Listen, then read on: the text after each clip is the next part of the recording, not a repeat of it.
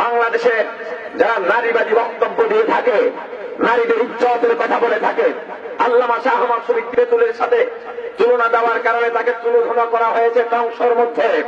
অথচ আমাদের বোন, আমাদের মা রাস্তা দিয়ে হাঁটতে পারেনি। হিন্দুদের ধর্মীয় উৎসব হোলি কেন মহাসড়কে কিভাবে আসে, কারা উস্কানি দিয়েছে, সাম্প্রদায়িক দাঙ্গা কারা বাধা দিতে হয়, চিহ্নিত করতে হবে। আমাদের মা বলে ইজ্জত নষ্ট করেছে, তাদেরকে চিহ্নিত করে এই বাংলার জমিনে শাস্তি দিতে হবে। না হয় বাংলার মুসলমান একবার যদি রাস্তায় নেমে যায়, নাস্তিক মুস্তাদ বাংলার জমিনে টিকতে পারবে না।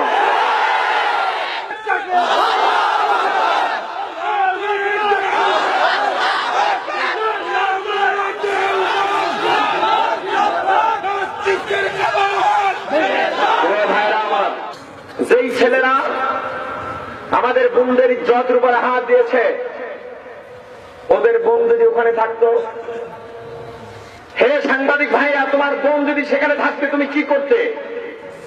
হে প্রশাসনের ভাইরা, তোমার বোন যদি সেখানে থাকতে তুমি কি করতে?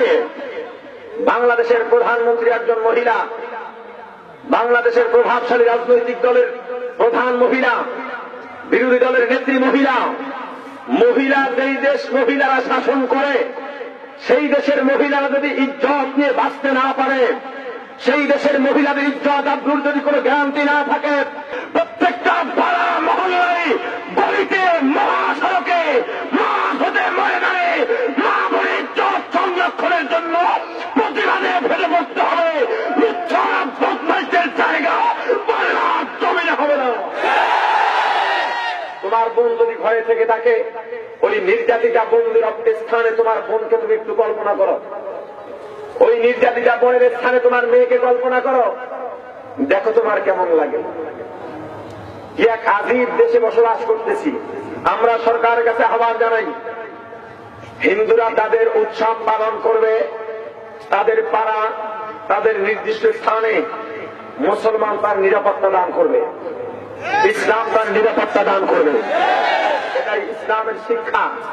কিন্তু তাদের ধর্মীয় উৎসবের নামে মুসলমানদেরকে, মুসলমানদের ধর্মকে, ইসলামের তাহাজিব তামুদ্দুনকে যদি কলুষিত করতে চায়, আমি বিশ্বাস করি এর পিছনে নিশ্চয়ই কোন ইন্ধন রয়েছে, যা সাম্প্রদায়িক দাঙ্গা লাগিয়ে মুসলমানদেরকে নিচ্ছিন্ন করতে চায়।